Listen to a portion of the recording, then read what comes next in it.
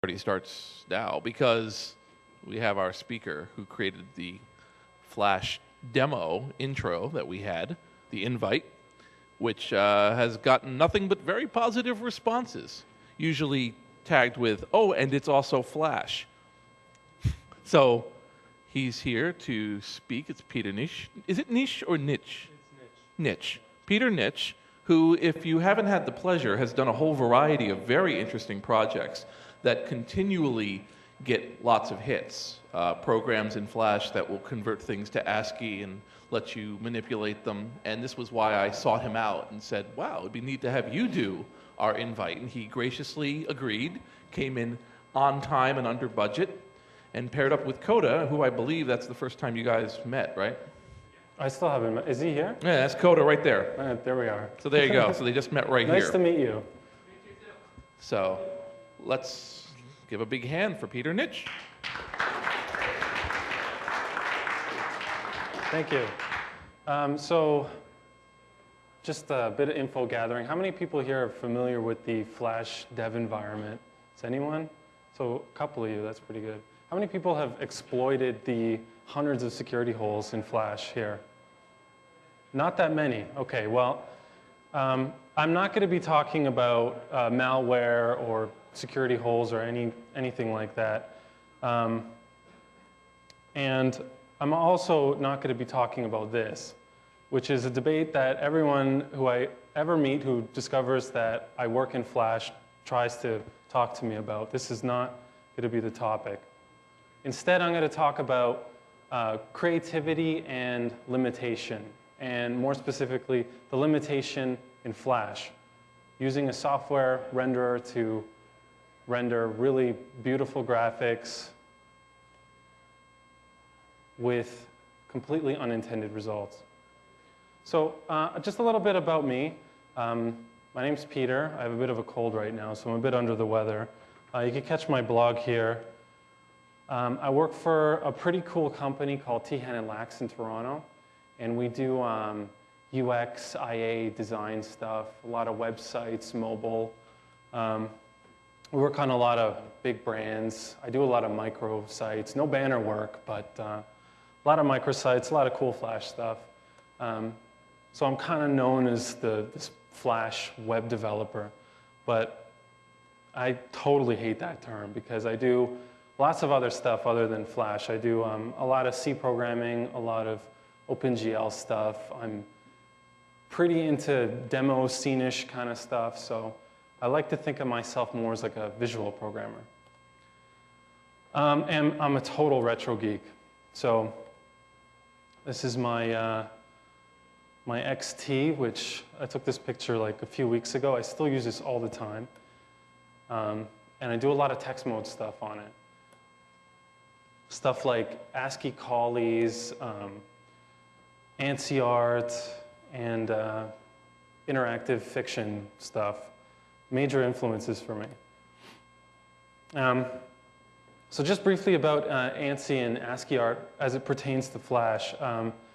About a year and a half ago, I know a Brazilian developer by the name of Seth Fernando, and Seth's a really good developer. He does a lot of really good libraries for Flash, a lot of animation libraries, a lot of weird libraries too, and one of his pet projects was this ANSI encoder that he developed, but he did it in AS2. It was very primitive. He did it like over the course of a weekend.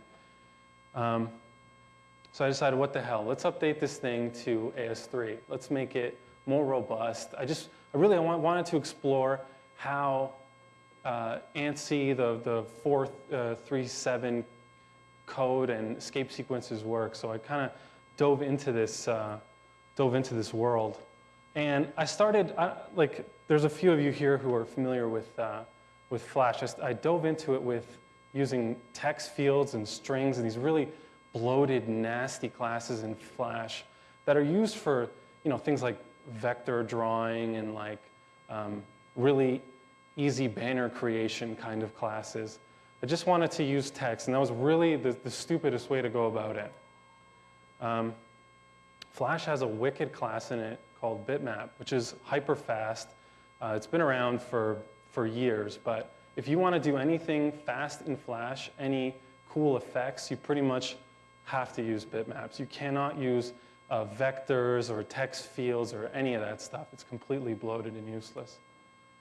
So I came across a really cool library, PHP library, by a demoscener by the name of, he calls himself Cleaner. He's a Polish demoscener. And he's got this insane library that has just a mountain of these character maps, which he used to generate PNG files out of ANSI. He has a PHP interpreter that basically maps these onto a larger PNG. And he's got you know, all the different languages, all the acrylic languages. He has the 80 by 25, 80 by 50 fonts, Amiga Topaz fonts, like anything you could imagine this guy has. And you see he's got the 16 colors there and just a standard blue to kind of knock out a threshold on. So I grab a hold of this and I put together a library that started rendering these in Flash. These are actually Flash renders. It took a while to actually figure out how to write the escape code sequencer and all that. There's a lot of funky little tricks that programs like Pablo Draw or Acid Draw use, and you have to really know how to move your cursor and how to display proper colors. But it came up with really good results, and in the end, I have a library posted on Google Code if anyone's interested. That's essentially an ANSI interpreter. So it turns out there's a group that still exists. They call themselves Blocktronics. And they are a worldwide collective of ANSI artists.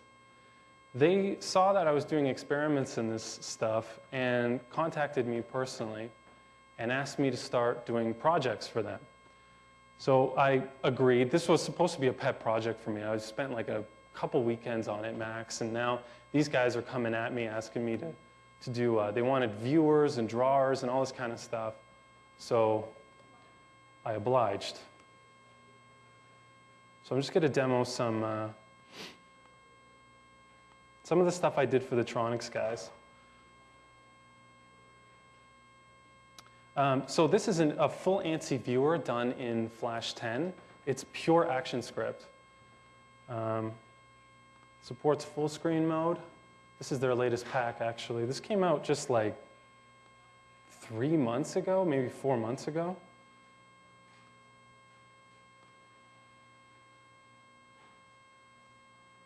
But you see here,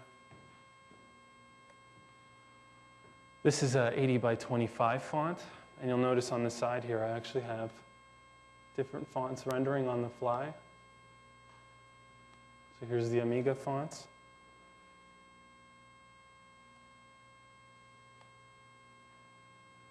There we go. This whole pack was an homage to Christian.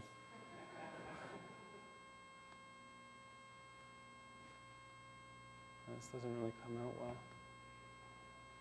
Yeah, so we have a fully working ANSI viewer here. They loved it, and they wanted me to go farther with it. The big thing for them was we need a drawing program. They've been using this program called Pablo Draw for years, and it's a collaborative tool. It's Windows only, but they wanted something that they could use multi-platform and be really portable. They didn't have to install it. So I'm in the process right now of writing. This is the first prototype, actually, of a full drawing program in Flash. So you can see here, you can move your cursor around and type. And I got these tools here. Can't really tell that they're tools. But it has stuff like copy and paste. Full erase, colors. It has block codes. And this is something that they actually don't like. drawing tools. At least the beginning of drawing tools. And this is apparently, I don't know, Christian, you tell me, this is sacrilegious to actually have stuff like this. What's that? Yeah, it's cheating. I wanted to put ASCII converters into this, but there was no way. But yeah, I even have character drawing here. And it does, because we have a viewer, this has the parser in it, so you can load and manipulate files. And I also built an engine for saving and encoding, which is the other half, really. Parsing is one thing. Getting the escape sequences parsed is just one way in, but actually encoding them is quite painful, and you have to come up with a way that works across other viewers. But this does fully work.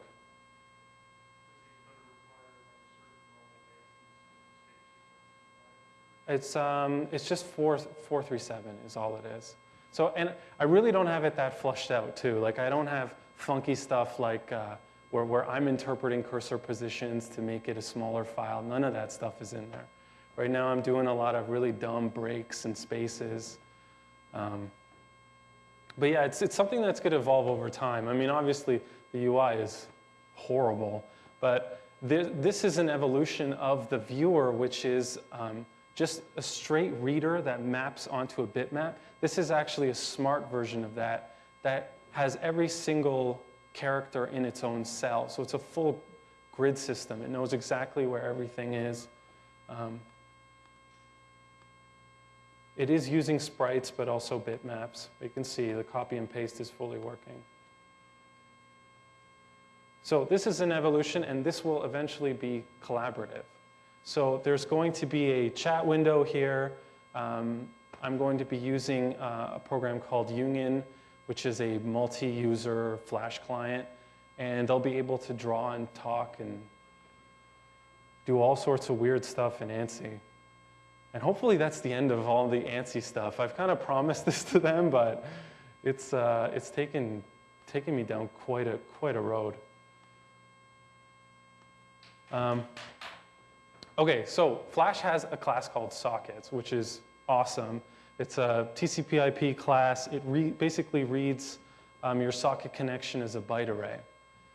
And I was thinking, I have sockets. I have basically a byte array interpreter that draws to bitmap. I basically have the workings of a telnet client now. So I started researching. I was thinking, is there even a need for this kind of thing? Like, I know I can do, I don't even want to do SSH right off the bat because there's so much decryption and encryption to worry about. Is there a need for telnet? Well, apparently there is. There's a massive, well, I won't say massive, but there is a scene of people out there. There's a lot of door game sites. Virtualization is huge. A lot of guys just running their old Unix boxes. They want to be able to access them through websites. And FidoNet still exists, which just blows my mind.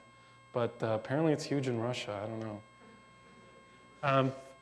Now, the thing is to write a telnet client, there's a lot of NVT, like a lot of codes to interpret, a lot of handshaking that goes on. Not as much as SSH, which is a complete pain to write. But I didn't want to write this stuff from scratch. So I looked at leveraging Java. And Java is very close to AS3. AS3 is kind of nudged between Java and JavaScript. It has classes and fully typed objects, that kind of stuff. Stuff that JavaScript doesn't have, but it doesn't have abstract classes and the cool features of Java. But the language is very similar. So I went digging around for a telnet client to use, and I stumbled across Telnet 2D, which is an awesome telnet client written entirely in Java, and ported it over to AS3. And I came up with something called FlashTerm. And this thing has taken, I just have a video of it because it's kind of boring to watch me kind of surfing BBSs, but this is the latest version of FlashTerm. This thing has completely taken a life of its own right now. The thing with BBSs is that they're so community-based that as soon as they discover this thing, they just stuck to it, and people started giving me so many suggestions on how to do this and how to do that, and what would be cooler, and can we have pet ski and all this kind of crazy stuff. So there is a big community out there, and they're constantly harassing me. But you see, this is basically just a bitmap ANSI interpreter, and instead of reading an ANS byte array, it's just reading the socket. And there were some funky things that I had to add into this, weird things that like PC board or these other programs. They have their own escape sequences, which is really weird. I never anticipated that. Actually, you can see here, this is kind of cool because I've been doing so much stuff where I'm trying to simulate what was done like 10, 20 years ago. It's all about recreating retro stuff. And now it's at a point where people are asking for features that have never really existed. Like, I mean, we've had BBS clients in the web before. They've been ugly as shit, but we've had them. They've been written in Java, and they've kind of been poor. But now we have a good-looking client, and now I'm adding features like right here you see there is an HTTP URL feature. This is actually Synchronet. This is a mod of Synchronet. And the BBS creators are starting to add features. Escape sequences for me to interpret. I'm writing almost scripts for them to use.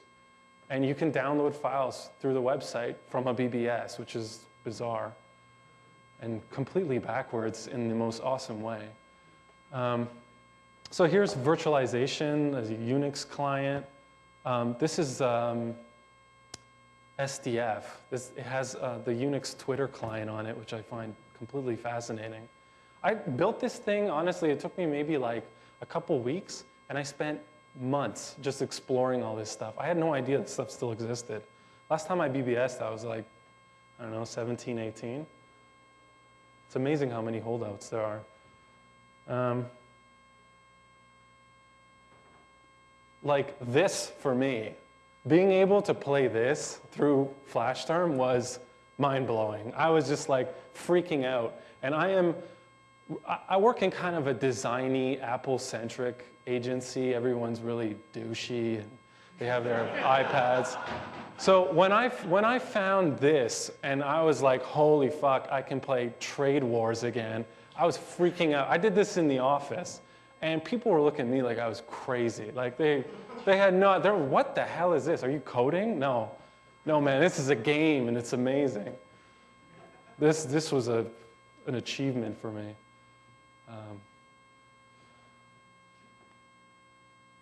Yeah, artboards.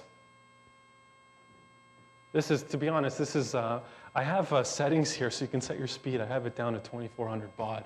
I just had to get baud rates in there because some of these ANSI scrollers are insanely huge.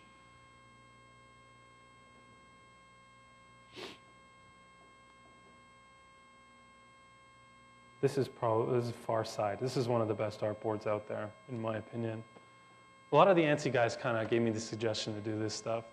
And this was a really good test ground to really like beat the interpreter against. But we have stuff like Matrix, the lightbox effect working as well. There are other Telnet clients out there, but I think this is the prettiest one.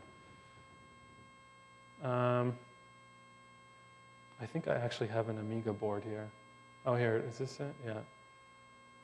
So this is pretty awesome because you can now log into Amiga boards and change the font over to Topaz. So it looks like that.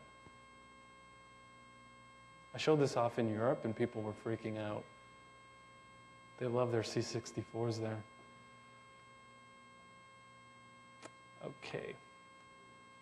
Okay, so next level, because I just had to take this thing farther now. I'm going into text mode. Let's just go farther. Let's up the ante. Let's go ASCII conversion in Flash. Why not? Bitmap to character conversion. This has been done since forever, but it's never really been done well in Flash. It's been done, but it's been slow and gross, just like people coming up with their own quadrant-based lookup tables. If you don't know how to do ASCII conversion, it's essentially this. This is how you do ASCII conversion. You take a bitmap and you come up with a lookup table that divides things up into 4 like this, and you just map a glyph to it. So if you have a lot of data in this one, that one, you map an L to it. There you go. So there's a lot of libraries that already do this. These are the famous ones, AAlib, libcaca, and TextFX is kind of a newer demoscene one. But AAlib's been used forever. You see it in VLC. They're all written in C and C++. So this is a kind of a problem because I don't want to write my own glyph conversion. I don't want to write my own ASCII art converter. Do I port these things? It's kind of a double fail, honestly, porting. First of all, it's extremely boring to port C code over to AS3. It's mind-numbingly stupid because AS3 is not as smart as C and C++ in some cases. But also the AVM, the ActionScript virtual machine, is brutally slow. So this is a problem. So we have to port C code, and our environment is just sluggish and gross. Has anyone here heard of this project, Alchemy? You've heard of it. Yeah.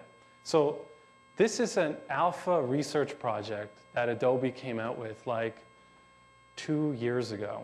And it kind of went under the radar, but it's a very cool project. It was done by an Adobe engineer by the name of Scott Peterson.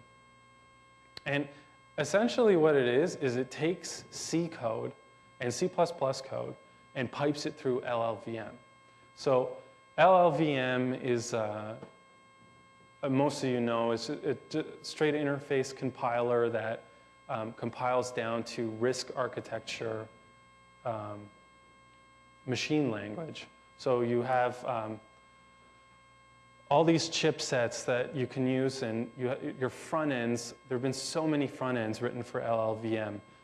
Lua front ends, C, C++, all types of languages have a front end, and they all compile down to this machine language. So what Scott did is he took C, C++, ported it through LLVM, and basically made a new virtual machine out of it in the Flash player. So Flash Player 10 has an actual C, like a RISC architecture. It has AVM bytecode, like inline assembly in it, which it uses to execute the C. In ActionScript, this comes in a class called clibinit. And it's a really bloated class. You basically compile down to a SWIC file, like a compressed shockwave file. And it has all the C standard libraries in it because it needs to be its own virtual machine. It needs to be able to execute all that code. But because it's its own virtual machine, you can do stuff in it that you've never really been able to do in ActionScript, stuff like green threads or simulated multi-threading, which is crazy because ActionScript is so synchronous. And as of Flash Player 10, there is a segment of memory now reserved for Alchemy RAM, which is basically just a really big byte array that they have reserved for this virtual machine to write in. But it's really fast. And in ActionScript, this is kind of how you would access it. This is kind of hackish, actually, and Adobe didn't really want you doing this, but they never really documented the project. It was so weird in alpha. They still haven't supported it yet. But this is the way that you would access that memory. And you basically, any operation, C operation that directly manipulates memory, or function calls, like kind of recursive function calls, are ultra fast. Because they're just in this virtual machine, in this sandbox. And the performance difference is like 10 times faster than traditional ActionScript. It is significantly, there's a significant gain. The drawback of using stuff like Alchemy is that it's very taxing to pass stuff back and forth between virtual machines, between ActionScript and Alchemy. the marshalling cost is really high. And if you're passing byte arrays back and forth, they have APIs for both ActionScript and C. It really slows it down. So what you want to do is you want to stay within this sandbox. So this new ability to take C code and compile it down into ActionScript has really been amazing for a lot of developers. Not too many, because not a lot of Flash guys really want to be dealing in C, but enough that there have been some performance gains seen commercially. I'm just going to go through a couple demos because they're really worth seeing. Some of them are mine. One of them is not. So a lot of this is just like basic hello world-ish stuff.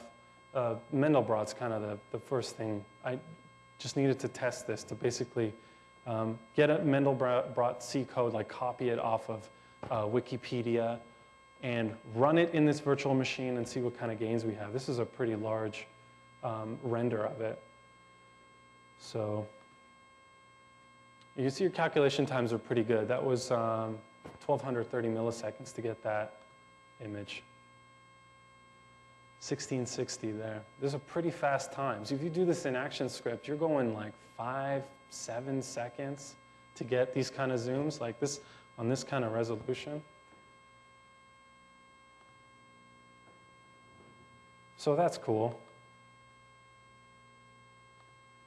Ray tracing.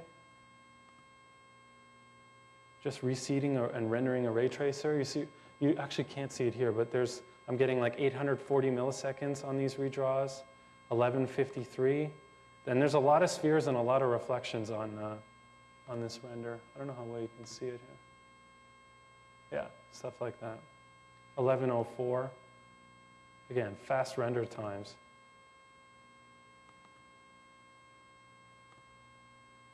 Okay, so more ray tracing. So this is Wada Basin ray tracing. We have 4 spheres. I'm just manipulating this in real time right now. It's kind of an ugly bitmap. I think I'm 200 by 200. But you see how many reflections there are. This is pretty good speed for ActionScript. ActionScript is normally horrendous.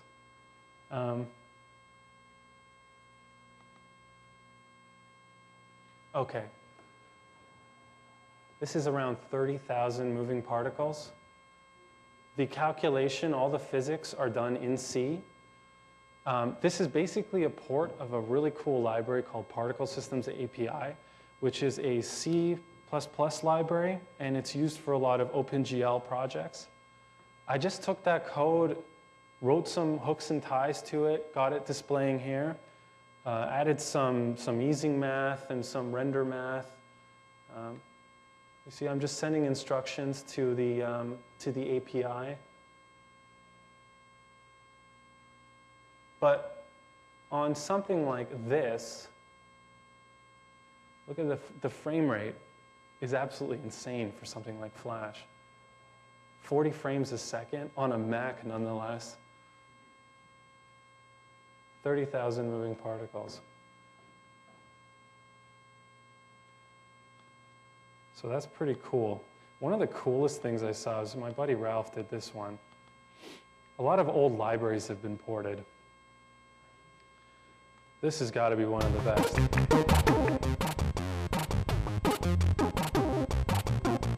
Oh, you can't see the waveform on this one.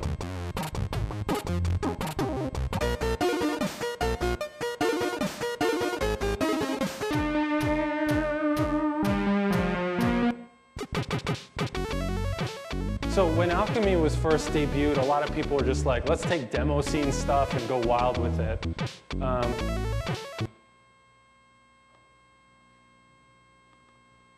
So here's a meta ball. This is C++ code.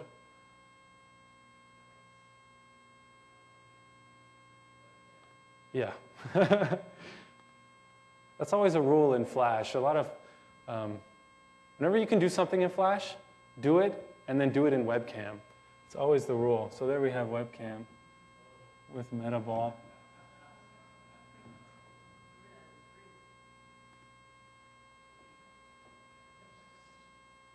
So Jason saw this a while ago. Actually, I think he saw the particle system stuff and asked me, hey, throw a demo together. I'm okay. I don't know anything about writing demos. I've been watching them forever. But I don't know anything about writing them. So I wanted to, I took stuff like this with writing the block party invite. And I teamed up with one of the Evo Flash guys. And we actually, I'm going to play the block party one.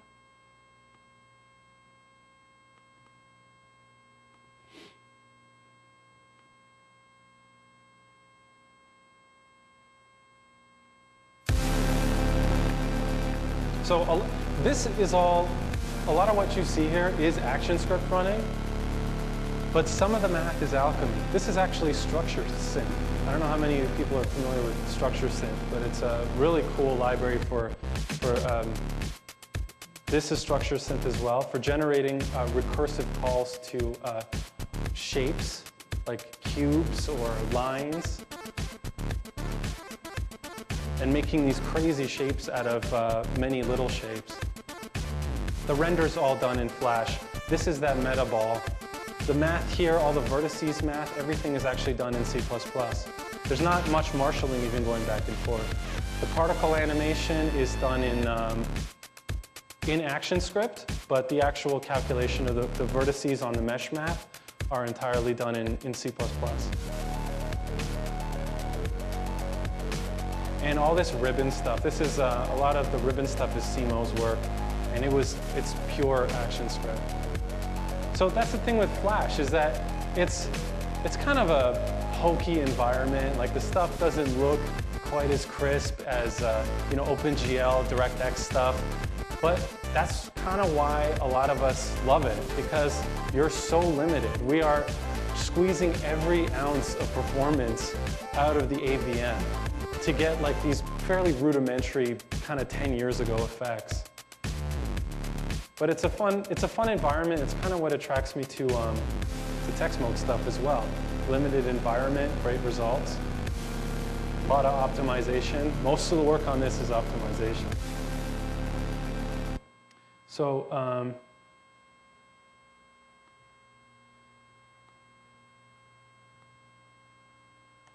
cool. That's Alchemy. Now, we have a direct bridge over to these libraries. And this is a project that directly came out of all this Alchemy work, all this text mode stuff. I called it schemio. It is what it sounds like. It's basically a website that was built that streams every single Vimeo video into it and renders it in text mode. The engine that I'm using is Jari Kampa, who some of you know as Soul. He's a demoscener, and he's done a lot of text mode demos, and he came up with an engine called Text Effects.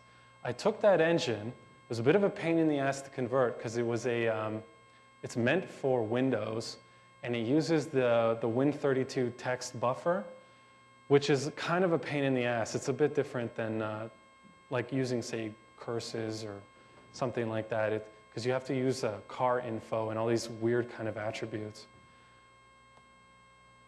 But this project was kind of a hit. It got me a lot of attention, and a lot of people gravitated towards it, to the point where, I don't know how many of you are familiar with the April Fool's YouTube text P thing. I got so many emails about that, like, oh, if they fucking ripped you off. No, they didn't. Actually, my implementation is a C++ one. Theirs is a cooler implementation of, they're using shader libraries. They're using pixel bender stuff to do theirs, which is really cool. But this is this, I just have it buffered here. This is schemio. Stuff from demoscene is always the best. It always renders out well. I even have my little text player at the bottom there. And Jari wrote a few modes in, block mode and simple ASCII mode like that. But the speed of it is crazy. And the speed is crazy because most of it's done in Alchemy. I had to use the 80 by 50 font actually for this stuff. And I'm really glad that YouTube used 80 by 50 as well. Because 80 by 25, if you try to do anything in 80 by 25, you just get these like really tall, kind of weird images.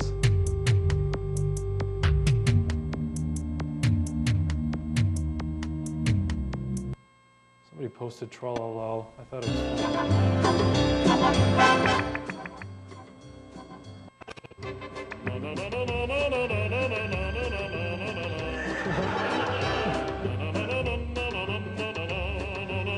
comes up pretty well.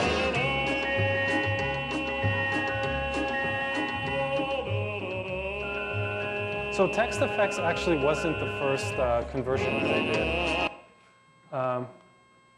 Yeah, it was right there, wasn't it? I was going to show you the genesis of this. The first port I did was the most obvious port. This is AAlib. So AAlib is awesome because it has all these brightness, contrast controls in it. It's meant for command line stuff, but when you throw sliders on it, it just ends up being really cool. Inverting maps. AAlib actually has a really easy text buffer to interpret as well. It's just a straight byte array, which is beautiful.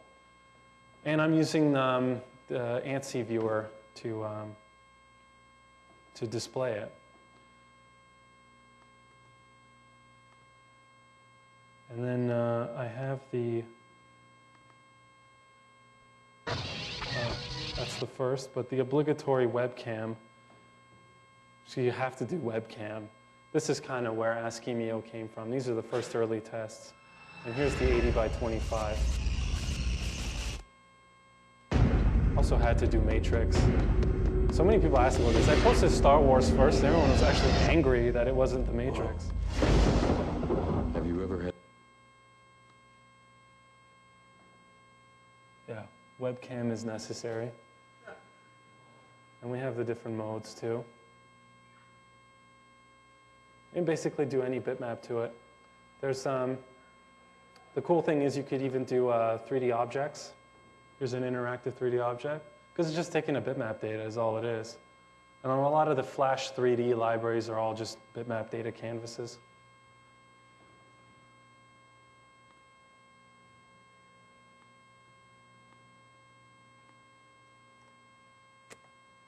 Okay, so that's conversion stuff. What's even crazier than doing conversion? Well, how about software? I mean, we have Alchemy, which is our access point into a lot of C libraries. We have a full drawing API, a canvas for displaying text mode stuff. Why not actually try to convert software over? It's too bad this isn't brighter. This is my favorite piece of ASCII. This is what inspired me to do this. And this is not the conversion. This is ASCII Portal. So it's Portal done entirely in ASCII. And it's done by a guy named Joe Larson. It's written in C++. And it's actually a pretty killer game. Like you can watch him playing here. This is insanely fun. So I was really inspired to do this. I got in contact with him. He won a lot of independent game awards with this thing. And he really wanted a web version. He wanted a web version to play, and he didn't want to change his C code. So he came to me, he's like, hey, can you build me this? And I said, sure, I'll try. It is just a great game. So I needed to interpret curses. Basically, you know, the Unix library for controlling, for cursor control.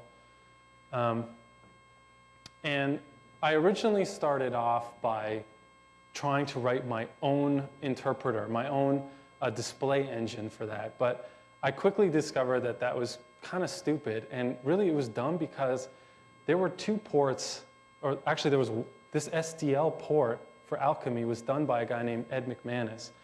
And I knew that PD curses, which is the public domain version of curses, tied directly into SDL. So why not take PD curses, modify it, port it for Alchemy, and then pipe it into Ed's SDL? And this is kind of the end result. This is the first test right here, but I actually had it working. And I'll demo the software in just 1 second, but this is kind of the culmination of this whole thing. Joe, the guy who wrote ASCII Portal, had this crazy idea. He's trying to write a thesis about this, but he wants to build an online community for people to learn C in. This has always been his dream. He wants to make it easy, and he runs a site called Simon's Games. I don't know if anyone's heard of this, but Simon's Games is just this text mode, text adventure, interactive text mode site where people just write their own C code and post it there, and there's forum posts and people talk about it. But he wanted it to actually, for people to actually be able to see the code, manipulate it, run it, that kind of stuff. And it really got me thinking that Alchemy is just the tool chain, really. You could just deploy it to a server, write some Python, some Perl around it, and potentially have an online interpreter, an online C compiler for a community site where people write their own C programs and comment on it and explore them. So I'm going to demo a few of these things.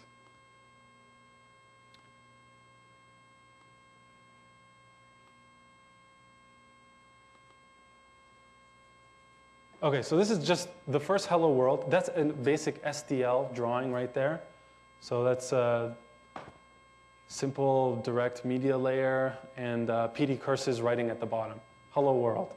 Got it running, which was awesome. It took me actually a while to get it running. Before that was this crappy, this is actually a curses implementation.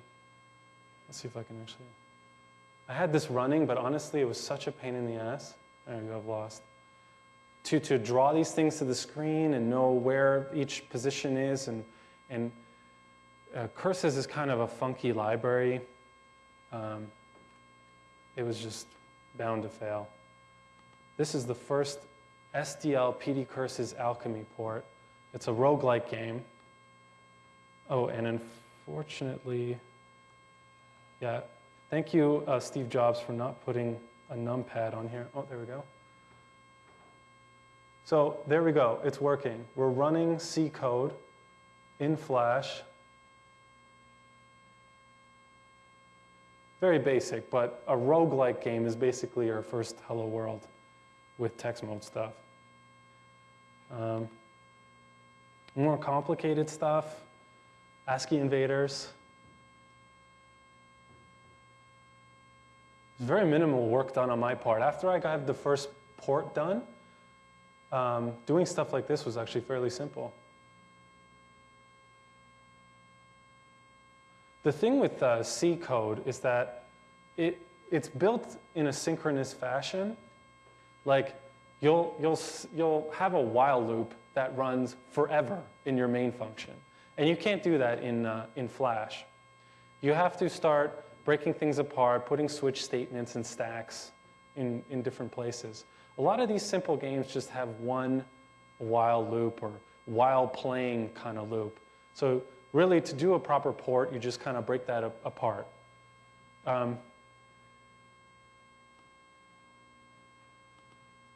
Here's a mandala drawer. This is a pretty cool program, originally written in BASIC, ported to C. So here we are, mandala drawing. So I'm just pressing these keys here. Very little action script. This is all C. And the culmination of this thing. So this is a prototype. So here we have C code, and you'll see this is running off my Slice host account. So it is running off a real server on the internet. The code in the main there is, that's all curses code. So it's setting up curses, it's building 2 color pairs, and it's writing a hello world. So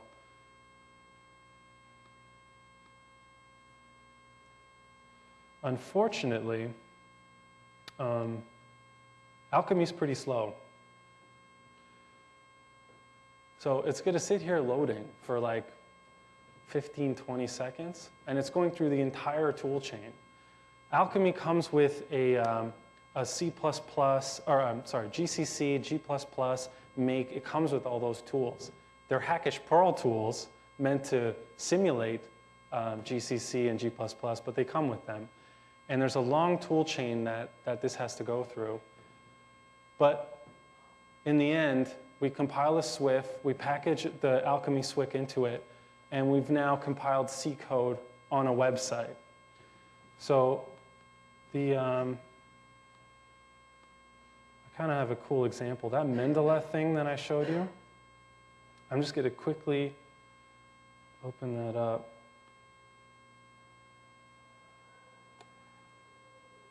Okay, so here's the Mendeley code. It's actually not that complicated. Most of it's just like curses stuff telling you to draw legends and that sort of thing. So let's get this running. Just do this really quick.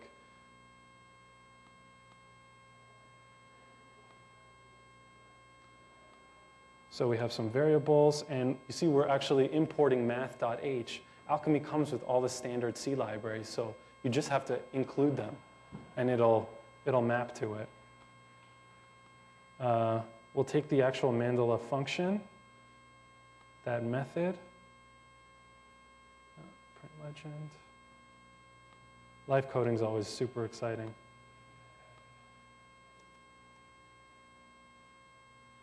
And we will call that. Oh, actually, I have to get the max and height. Here's our main. And now let's call this thing. So I'm just going to grab the variables that it sends in its first time and kind of hack them in.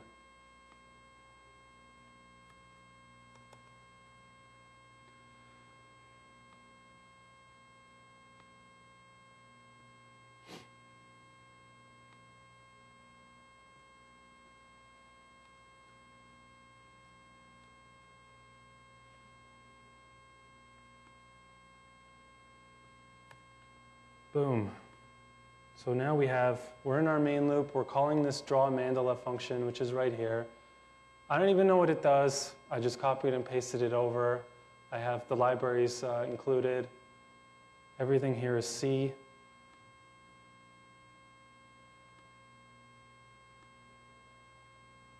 And now we gotta wait.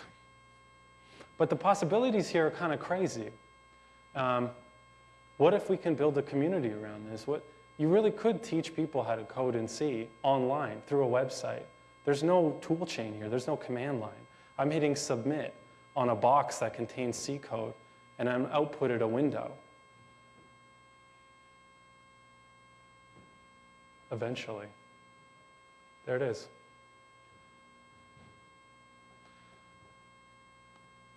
Kind of cool. So, unintended results. I can't imagine Adobe ever had this in mind when they added the Alchemy tool into Flash Player. And where is Portal? Why is Portal not ported? It can't be done. It's impossible. The problem with Alchemy is that it is an alpha research project, and it has never been supported since its .5 release, which was in February of 2009, I believe. These two classes are broken, the standard string and IF stream. At least I thought it was just these two classes were broken. It turns out that the copy constructors are actually broken in string.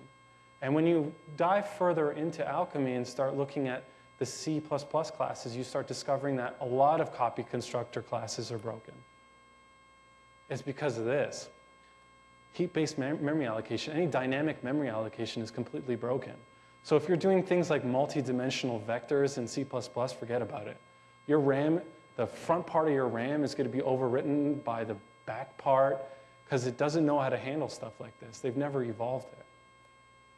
So what the hell is Adobe's plan with this thing? Why did they come out with this crazy project where you can port C code into ActionScript and never support it? They still have it running. It will be legacy forever.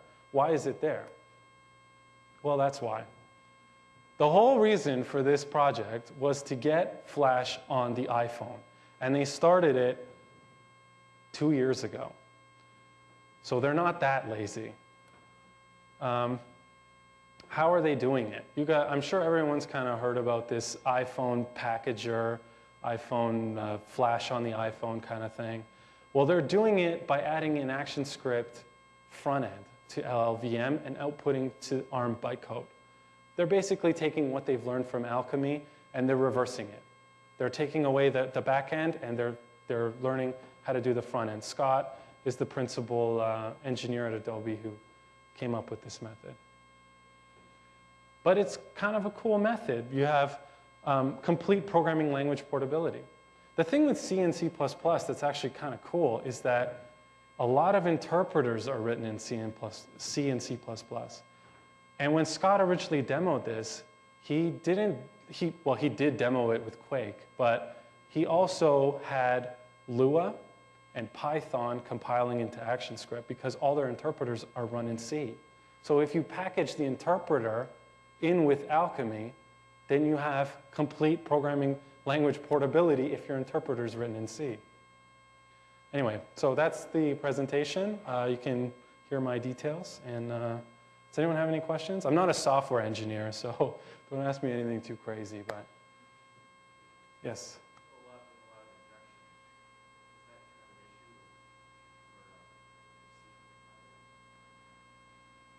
Yes. Yes, it is. Yeah. Like I said, it's really sloppy the way it does a lot of things. Like it's, first of all, marshalling is completely brutal. Moving any data back and forth between the virtual machines is just completely killer. And the tool chains are kind of sloppy. There's a lot of bugs that came out in them. Adobe just did it to do it. And they really did it with the iPhone in mind. So the tool chain's kind of hackish. Yep.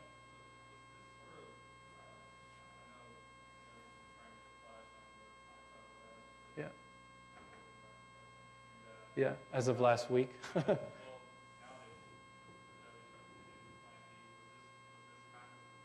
This was the plan B, but it was actually the plan A. The fight for Flash on the iPhone really has nothing to do with Flash's poor performance. That's what Steve Jobs likes to say, but the whole thing is about iAds and the App Store. And Adobe knew this, and this project is way before the whole HTML5 Flash thing. They've been working on this for a long time, and they know that they need a hand in the app creation process. They need developers to use Flash. And also, they've been doing this with Android stuff. Android, they're getting it onto different platforms. They're doing it in a bit different way. They're using Air, but they've been slowly experimenting with a lot of. I know that they experimented with outputting Android or Java bytecode for Android stuff, but it never came to that. They just built the Air runtime around it. Yep.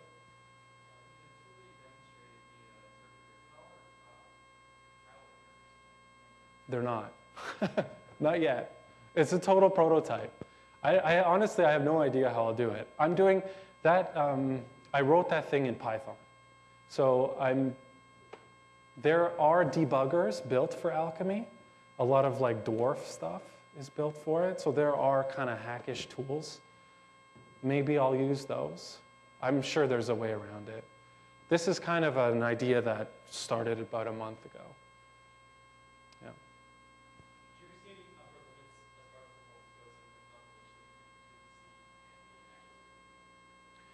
It gets about 10 times, to be honest. When you're doing really heavy recursive callbacks, it's about 10 times is the max. Oh, the Alchemy Swix are really big. They're like typically on the text mode stuff, which is really like small, 200, 250K, it's bloated as hell because it comes with all the C libraries. I haven't really seen it go past, I know that Scott, when he did the Lua demonstration, and he had objects moving through Lua code, he had to include the Lua interpreter, and it bloated it really drastically. And I know that there was a port of Super Nintendo stuff that also, there was a port of the Super Nintendo emulator that had to go in, and there was a lot of injection in that one. And that was fairly bloated. And Quake as well. Quake was a big one. Quake was the first demo ever, and he showed it at MAX 2008. Yeah.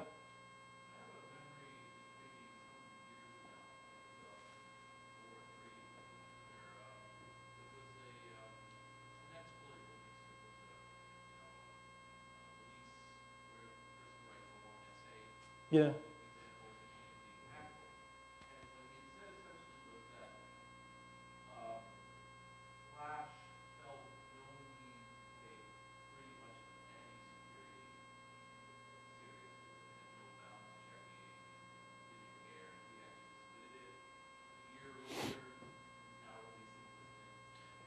Adobe's had a really lax policy with it, but I will say that the sandbox is pretty tight as of now.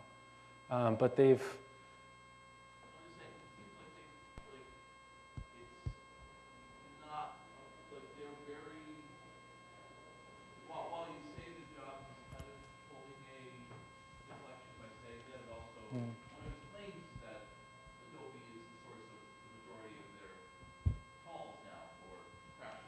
Right. And so, do you think this is just something that's just inherent in the No, there was a paper written by one of the principal Adobe Flash engineers that rebutted a lot of that, and it had to do with the way that, and honestly, I'm not a software engineer, so I don't really know, but it had to do with the way that OS X is written and certain APIs that Flash couldn't call into.